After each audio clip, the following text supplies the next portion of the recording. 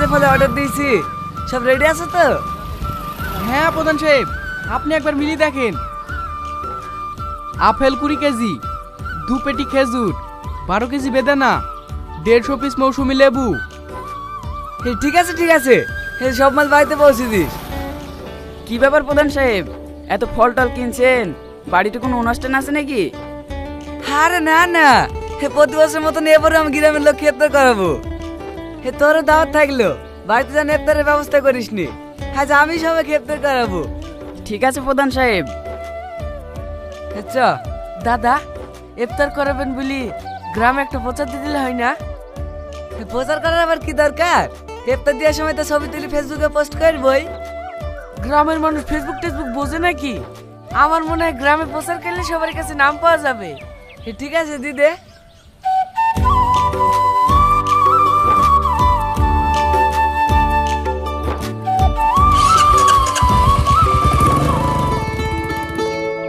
ওইটাতে আপেল দেওয়া হয়নি, ঠিক করে দে।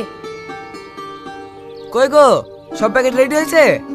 হ্যাঁ হয়ে গেছে। কটা প্যাকেট হলো? ঘরের আর এই কটা মিলি 800 মতন হবে। আমার বুথে তো 1000-এর উপর ভোটার, 800 তো হবে নাকি? এই প্যাকেটে হয়ে যাবে, সবাই তো আর রোজা রাখে না।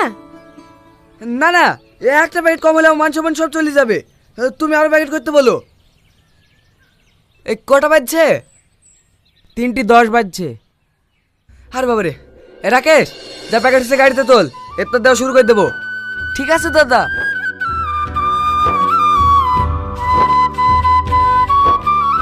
ও কুদ্দুস চাচা, বাড়িতে আছো? কে? একটু বাইরে আসো। আসসালামু আলাইকুম চাচা। ওয়ালাইকুম আসসালাম। ভালো আছেন চাচা? হ্যাঁ বাপ, ভালো আছি। বাড়িতে কজনের রোজা আছে? আমি আর তোমার চাচি। হ্যাঁ রাকেশ, চাচাকে 2টি প্যাকেট দে।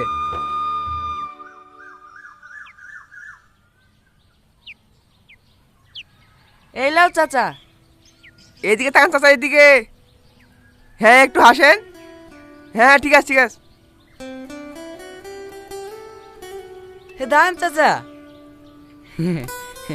ভোটের সময় আমার কথাটা একটু মাথায় রাখবেন। হ্যাঁ বাপ।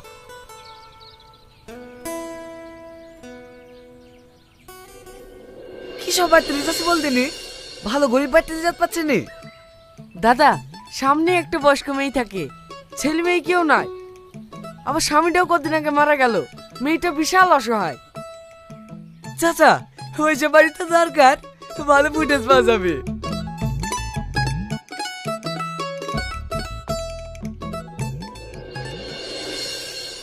আসসালামু আলাইকুম চাচি।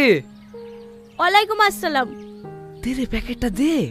হ্যাঁ এলেন। একটা কিনে রে, চাচি লেগে একটা দে। এই রাকেশ, সামনে সর। দেন দাদা। হে এলেন চাচি, হে হাতে ফল টল আছে, হে তার করেন।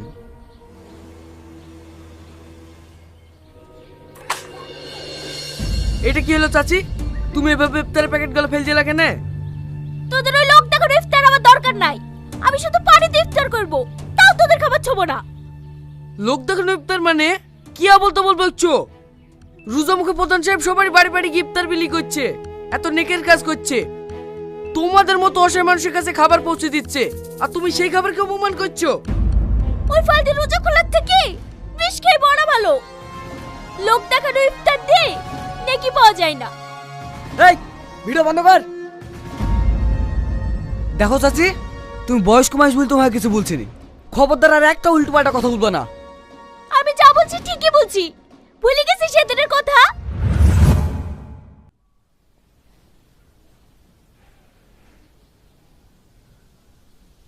দেখুন,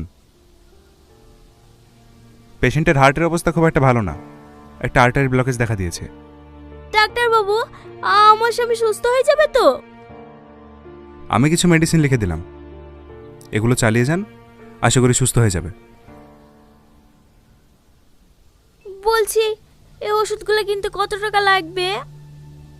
এর মধ্যে 2টো ওষুধ আপনি হসপিটাল থেকে পেয়ে যাবেন, আর বাকি 2টো ওষুধ আপনাকে বাইরে থেকে কিনতে হবে। ওই 3000 টাকা মতো লাগবে। 3000 টাকা?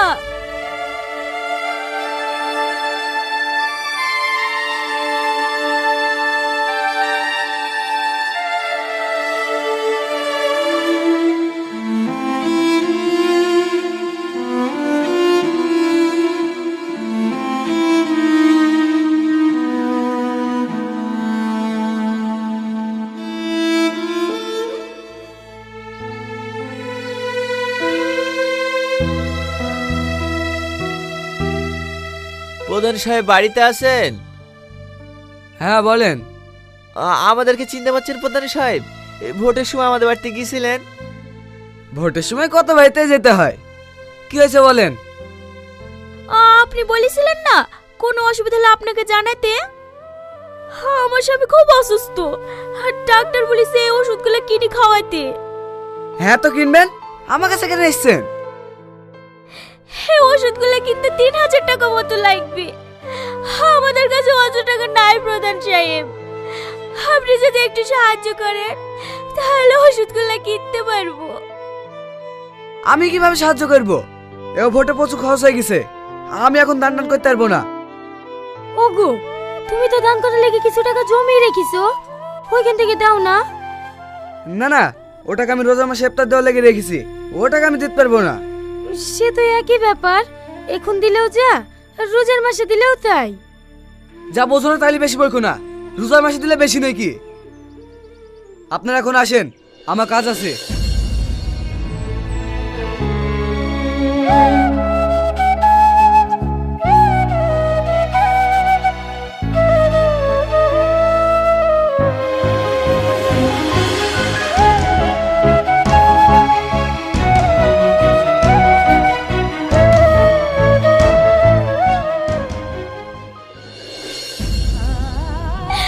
আমি এত চেষ্টা করেও তোমাকে বাঁচাতে পারলো না গো।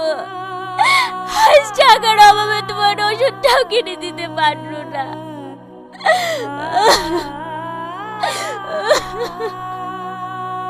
তুমি কোথায় চলে গেলে গো?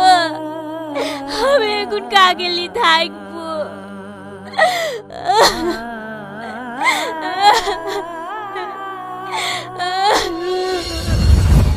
ইফতারের বদলে সেদিন যদি তুই আমাকে কিছু টাকা দিতি তাহলে হয়তো আজ আমার স্বামীকে হারাইতে হইতো না।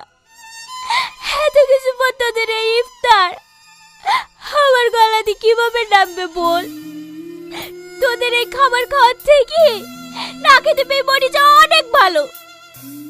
দরকার নেই তোদের ইফতার, বেরিয়ে যা আমার বাড়ি থেকে। আজকে আমরা সমাজের চারিদিকে দেখতে পাই লোক দেখানো উপকার, লোক দেখানো দান। আমরা ভাবি আমাদের করা দান শুধু রমজান মাসেই মানুষের প্রয়োজন হয়, আর অন্য মাসে হয় না। এটা আমাদের ভুল ধারণা। আপনাদের এই সামান্য একটা দান মানুষের প্রাণ বাঁচাতে পারে, একটা অসহায় পরিবারের মুখে দুমুঠো অন্ন যোগান দিতে পারে। তাই আপনাদের উদ্দেশ্যে বলছি, আপনারা দান করুন, কিন্তু সময় দেখে না।